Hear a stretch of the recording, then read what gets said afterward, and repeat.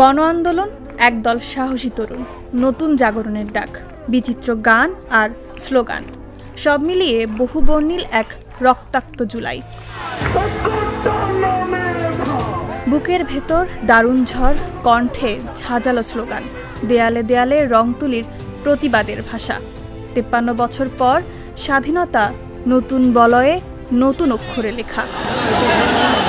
৭১ দেখেনি এই নতুন প্রজন্ম, ২৪ জুলাইয়ে তা রক্তের বিনিময়ে দেখা।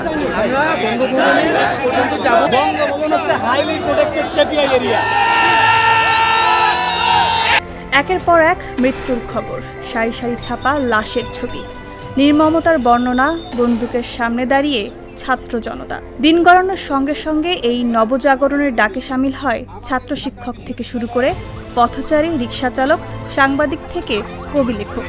সবার ঐক্যে দেশ জুড়ে বাংলাদেশের নবজাগরণ।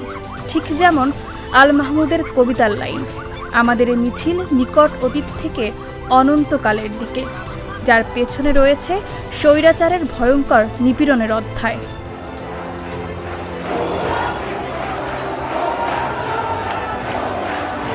যে মাটি থেকে এককালে নুরুলউদ্দিন জেগে ওঠার ডাক দিয়েছিল, সেই মাটিতে দাঁড়িয়েই দুহাত ছড়িয়ে বুক পেতে দিয়েছিল আবু সাঈদ, কোটা সংস্কার আন্দোলনের প্রথম শহীদ আর জুলাই আন্দোলনের দ্রোহকাব্যের রচয়িতা এই অসীম সাহসী যুবক।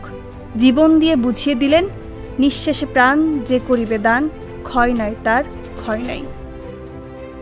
আবু সাঈদের এই আত্মত্যাগ সরকারের দমন নীতির বিরুদ্ধে আওয়াজ যেন আরও জোরালো করে তোলে। আবু সাঈদের এই বলিদান যেন স্বাধীনতার নতুন প্রাণ। তার নিথর দেহের ছবিতে আরও জাগ্রত হয় বিপ্লব। তখন যেন সাহসী সবাই, সবাই তখন আবু সাঈদ। জীবন অর্থবহ হোক, দীর্ঘ নয়, ফেসবুকে শেষ ছবির ক্যাপশনে লিখেছিল মুগ্ধ। সত্যি যেন এক অর্থবহ জীবনযাপন করে গেলেন মুগ্ধ। কবিতার ভাষায় যদি বলি, বর্ষায় ভিজছি আনমনে, বর্ষার মতো শরীরে বিচ্ছে ফোঁটা ফোঁটা বৃষ্টি, চারপাশে এত পানি, তবু অপার মুগ্ধতায় শুধু কানে বাজছে, পানি লাগবে কারো, পানি।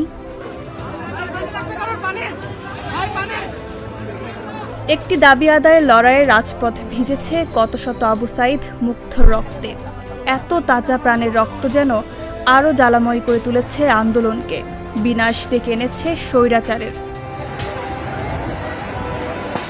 শেখ হাসিনা সরকার যখন মাছের মায়ের পুত্রশোক পালন করতে সবাইকে কালো রং ব্যবহার করার নির্দেশ দিল, তখন দারুণ কুশলতায় বৈষম্য বিরোধী আন্দোলনকারীরা দিলেন বিপ্লবের রঙে প্রোফাইল রাঙানোর ডাক। আর তাতে সাড়া দিয়ে কোটি মানুষ ফেসবুকের নীল ফিটকে লালে লাল বানিয়ে দিল।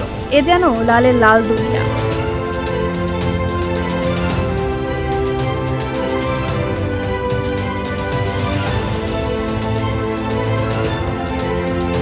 কোটা সংস্কার থেকে সরকার পতনের দাবি, ৩৬ দিনের এই আন্দোলনে প্রতিনিয়ত বদলেছে দাবির ভাষা, বারুদ হয়েছে নতুন নতুন স্লোগান। আমার সোনার বাংলায় বৈষম্যের ঠাইনার মতো স্লোগান থেকে হাসিনার রাজাকার বলার প্রতিবাদে বজ্র কণ্ঠে বেজে ওঠে আমি কে তুমি কে।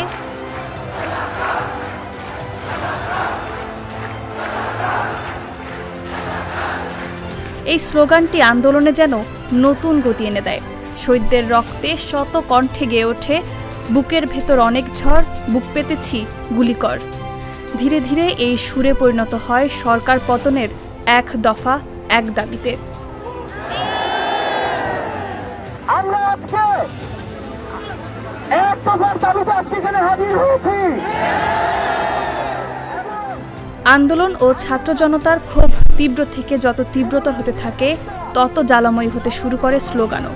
পুলিশ, বিজিবি আর র্যাবের গুলিতে শত শত মানুষের মৃত্যুর মিছিল যত দীর্ঘ হতে থাকে, হাসিনার পদত্যাগের দাবিও তত স্পষ্ট হতে শুরু করে।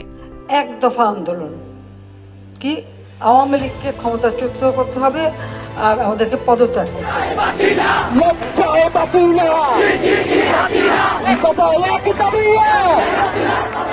স্লোগান হয়ে ওঠে দফা এক দাবি এক, শেখ হাসিনার পদত্যাগ। এক দফা এক দাবি, স্বৈরাচার তুই কবে যাবি। ৪ আগস্ট ডাক আসে লং মার্চের।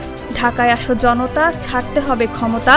আন্দোলনকারীদের এই এক স্লোগানে জড়ো হয় লাখো মানুষ। আন্দোলনের শেষ হয় 5 আগস্টের পালাইছে রে পালাইছে, হাসিনা পালাইছে স্লোগানের মধ্য দিয়ে।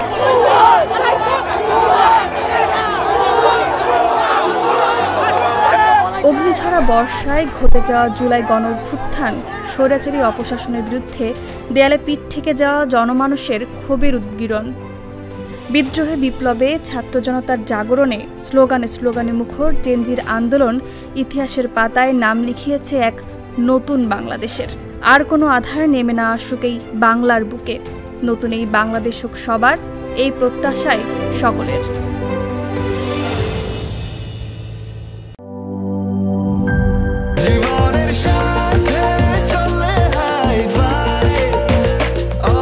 স্বাস্থ্যকর অল টাইম, সব সময় অল টাইম হেলদি লাইফ।